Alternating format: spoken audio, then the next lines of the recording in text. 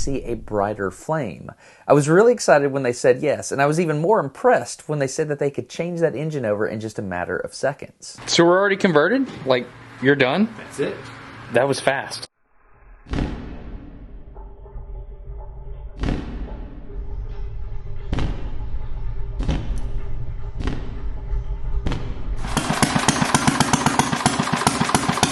Man, that's good right there.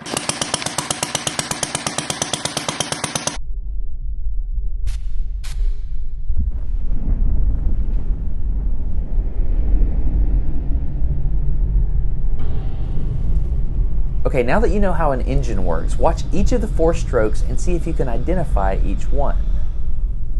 Intake, compression,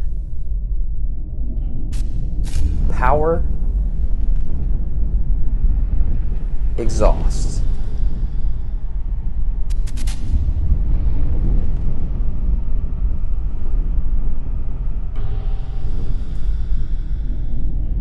Intake, compression, power, exhaust.